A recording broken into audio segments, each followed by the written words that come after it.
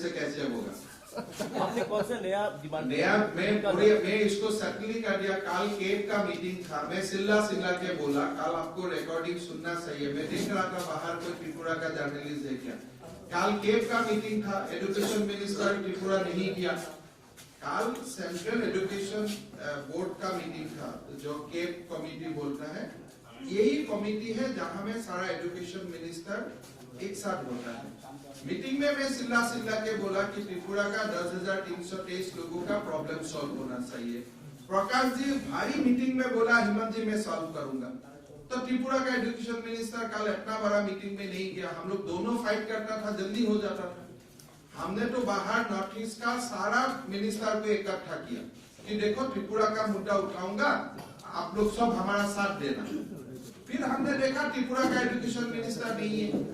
तो ये जो एमपी लोग जो आपने बात किया है, वो लोग क्या बात किया पता नहीं। हम तो बहुत सिंपल बात किया। देखो ये लोग इतना दिन नौकरी किया, अभी कहाँ जाएगा? बीच रास्ता में वो लोग को छोड़ देगा तो कुछ निकालिए। देखा आप आज 1-1.5 साल नौकरी किया, नौकरी का नाम में आपका शादी हो गया, किसी ने पिताजी हो गया, किसी का बेटा हो गया, किसी ने अपना घर से दूसरा जगह में आके घर ले लिया।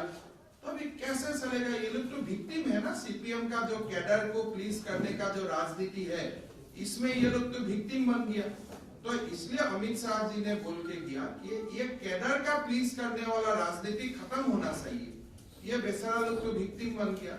तो कल केप कमेटी का मीटिंग में भी प्रकाश जावड़ेकर जी ने बोला कि देखो फाइल लॉ मिनिस्ट्री में गया है, हम लोग बहुत पॉजिटिव है। अगर त्रिपुरा का निर्वाचन का समय में मुझको आने का मौका मिलता है तो त्रिपुरा में भी मैं जाके बोलूंगा कि हम लोग ये बच्चा लोगों को बेघर होने नहीं दूंगा, कुछ ना कुछ रास्ता हम लोग निकालेगा। और मैं आपको एकदम गारंटी का, आसाम में भी हम जैसा बोला ऐसा कर रहा हूँ। किसी को हम लोग बिट्रे नहीं किया। कानूनन विद इन द लॉ हम लोग रास्ता निकालेगा ये लोग को मदद करने के लिए।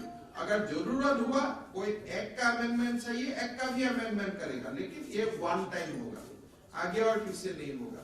वन टाइम एक्सेप्शन ही होगा, बार बार नहीं होगा। जैसे आसाम में 16,000 शिक्षा मित्र था, वो लोग का क्वालिफिकेशन नहीं था, फंस गया आरटी आने का बाद, लेकिन हमने एक बार एग्जेम्पशन करके सबको नौकरी में ले लिया, एक बार। तो यहाँ में भी हम एक बार का रास्ता निकालेगा, ये हम लोग का वादा है, हमारा इलेक्शन मैनिफेस्टो में भी हो रहेगा। तो इसीलिए मैं 10,323 का शिक्षक लोगों को हम रिक्वेस्ट करना चाहता हूँ। देखो सीपीएम छोड़ दो, सीपीएम से कुछ नहीं होगा। आप अपना तरफ रहो, न्यूट्रल रहो। हम नहीं बोलूंगा बीजेपी के लिए कुछ काम करो, इसलिए हम नहीं चाहता हूँ शिक्षक राजनीति में होना चाहिए, हमारा ये सब बात नहीं है। लेकिन सीपीएम को कल का मीटिंग में तो जाना चाहिए था, मिनिस्टर को उठाना चाहिए था। आज तक तो इलेक्शन अनाउंस नहीं हुआ है। कल हम नॉर्थ ईस्ट का सारा मिनिस्टर इकट्ठा होके त्रिपुरा का ये 10,323 मामला तो उठा सकता था। आप लोग उनको क्वेश्चन कीजिए कल क्यों मीटिंग में वो नहीं गया। त्रिपुरा में जो सर्व शिक्षा का टीचर का हालत है, और वो स्टेट गवर्नमेंट बजट में उनका बजट प्रोविजन नहीं हुआ है, आरएमएसए का नहीं हुआ है।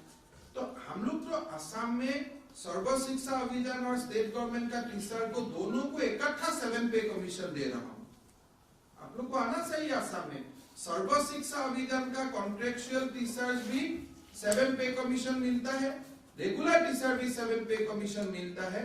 और मैं आने का बाद 35,000 एसएसए टीचर को ऑलरेडी रेगुलराइज कर लिया गवर्नमेंट ने। तो ये काम त्रिपुरा में भी करेगा। अगर एक बीजेपी सरकार आसाम में किया है तो सेम बीजेपी सरकार त्रिपुरा में भी करेगा। सेंट्रल गवर्नमेंट में एक नोटिस किया हुआ है।